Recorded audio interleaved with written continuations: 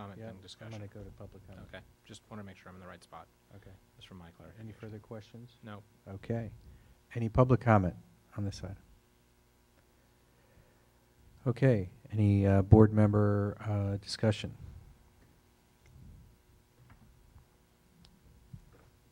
So, I have strong concerns that we are going to the edge on the board's credit card.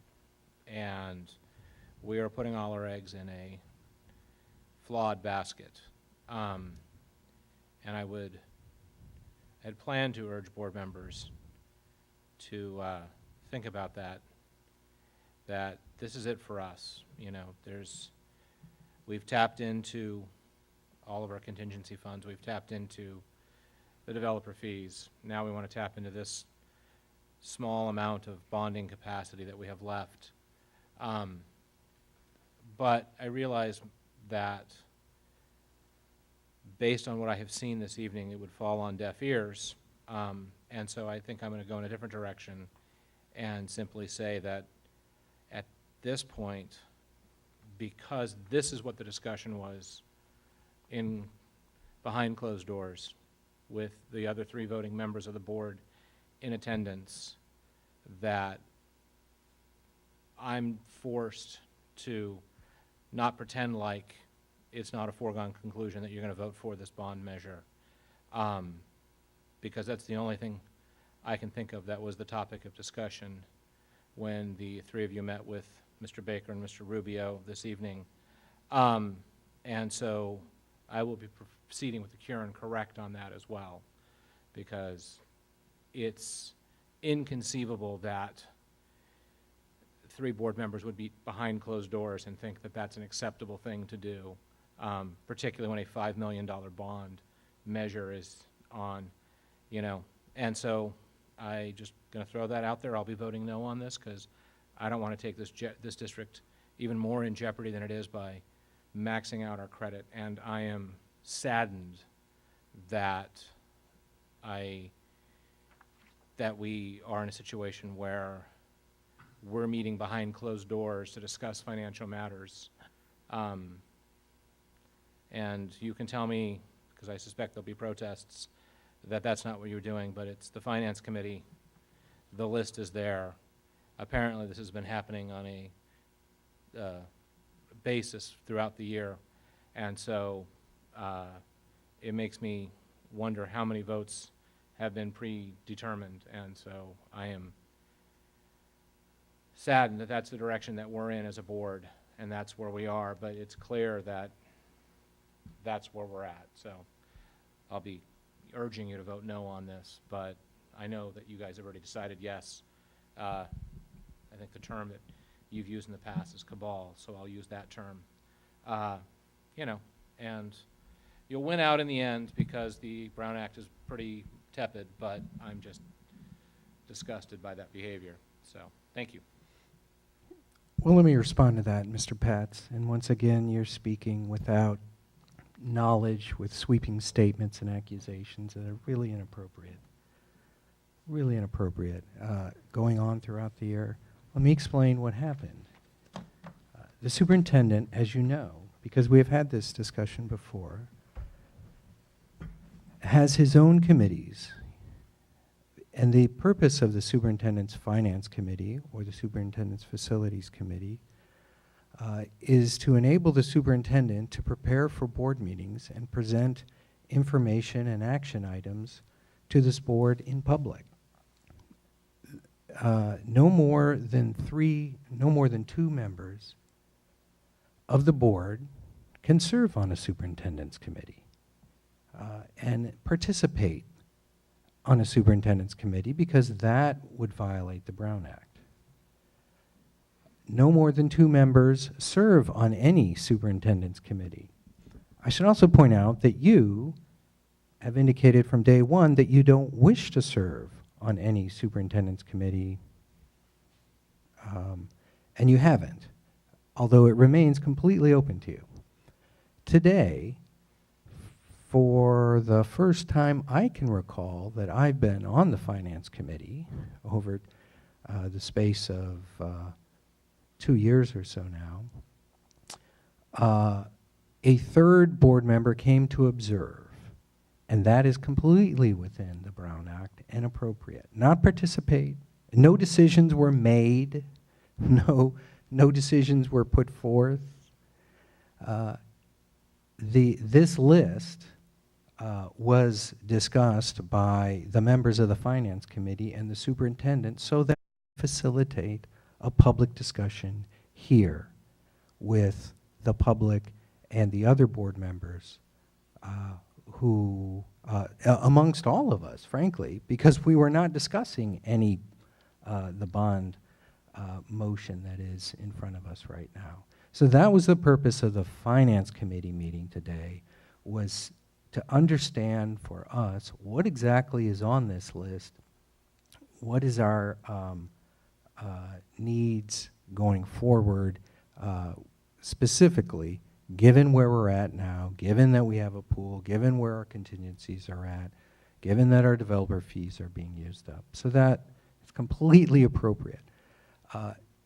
Mr. Merriam had an interest in attending because he is on the Facilities Committee, and he voluntarily came to observe this discussion so he could be better prepared for the discussion we are now having in public. You too could have come, as I informed you, but you haven't participated in any other committees, so that wasn't sort of a natural sort of thing, but I have no problem if you want to come and observe superintendent committee meetings. So that is what happened today, and you know, your really inappropriate accusations are exactly that, inappropriate. Do we have other I'd like to respond. discussion or comments on this item? Yeah, I'd like to respond to that. You know, I think that, I got time for this. This is ridiculous. Yeah. I'm sorry. I'm sorry? This is, you know what? I have been on this board for more years than I even realized. I don't have a kid in this town at all. I have a niece. I've gone here myself. I have never been accused of anything as ridiculous as what you just said. I am so insulted. And frankly, I got a lot going on in my world. All of us do. We do not need additional BS to sit here and support the students and the kids and the families of this town. I don't understand it. I get that you have something you want to say and maybe you took it and you assumed or whatever. I have had to run this week. I'm sorry, I'm full because 2 weeks going, I have somebody in the hospital and I'm there every night. And her child is at elementary school. And this is what I'm doing. And I'm sitting here listening to this as if somebody impugns me. It's ridiculous. I'm not taking that. I'm stepping down from this board, but at the same time, it's not fair for this board to be accused of BS. That is total BS. I can't even believe you said that. And I can't even believe my reaction because I'm full. So I'm ready to vote because I got to go. I'm trying to get to Kaiser. So, I'm just pissed. Sorry. So, Actually, I'm gonna step out. yeah. So again, I hope I'm wrong, but You are wrong. the appearances of impropriety are that. And, you know, it's not a public meeting. It's been made clear to me they aren't public meetings. It's not agendized. And maybe I'm wrong in my interpretation of the Brown Act, and I'm fine with that. But doesn't mean that I don't, you know, doesn't change the fact that you had 3 board members behind a closed door, you know, and you can sit there and say, oh, yes, Mr. Merriam just discussed it. But again, I'll go back to the comment. You know, I asked Mr. Rubio. I said Mr. Merriam did not discuss it. That's what I'm sorry if I misspoke. That's what I intended to say. But I asked Mr. Rubio, I said, you know, that seems odd to me. And he said, oh, yeah, we've done this. I'm going to help you on this before you misquote me. I Okay, said it please. is very rare that we do this. Very rare, but that implied to me that it's been done before.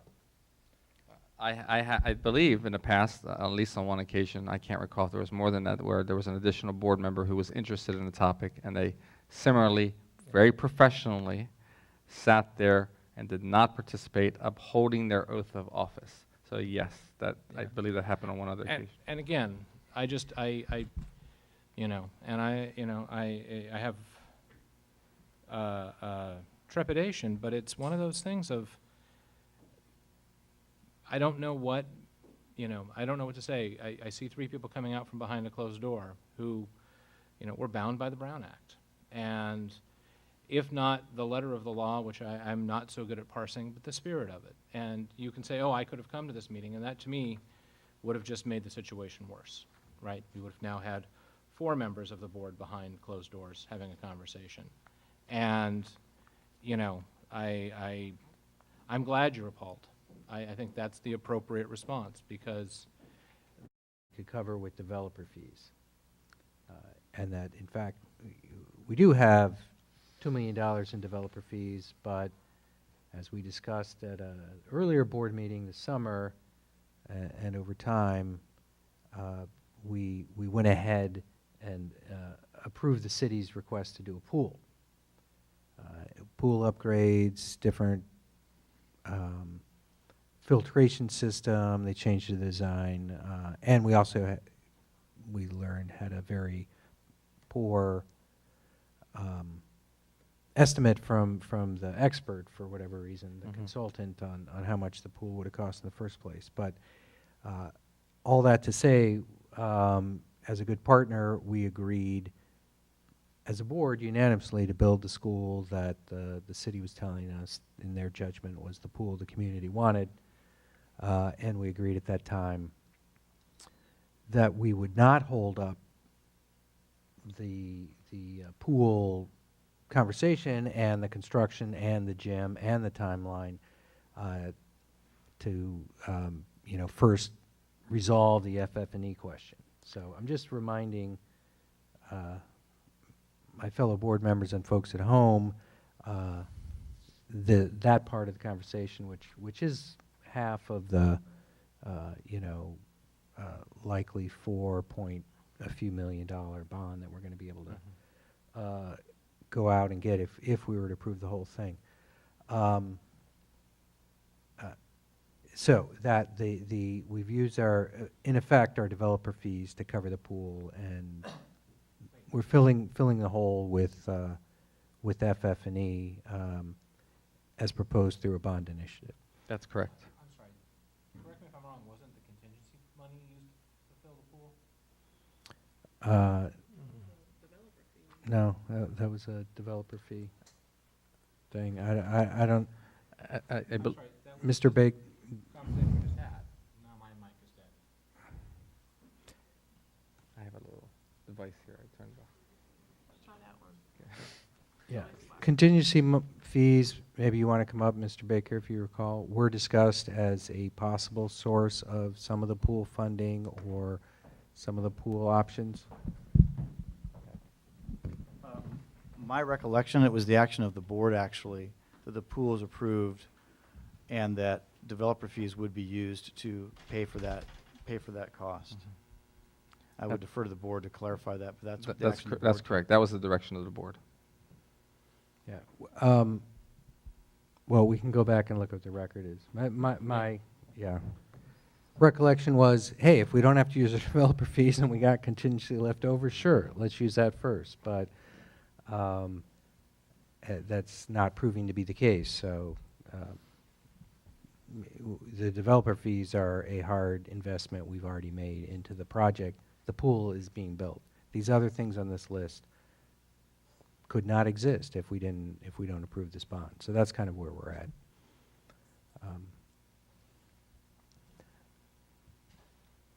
Are there other questions of the board for superintendent or any of our bond representatives here tonight?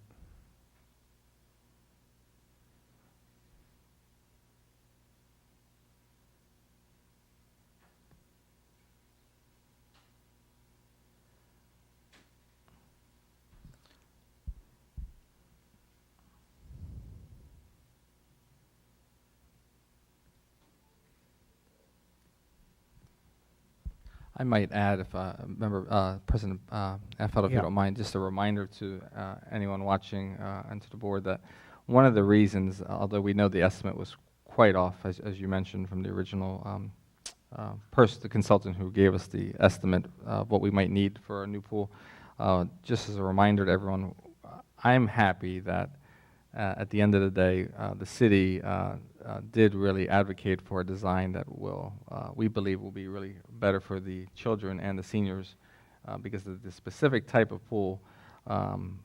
My understanding is that while the design is costing more, there will be a lot less water movements in the pool, which the city believed that was the right programmatic decision to make for seniors and children. So I just want to add that to our conversation.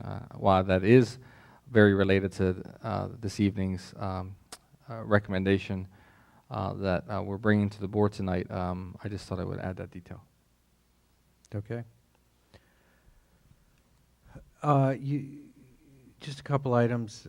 You have a network hardware item on the list of potential additional project costs.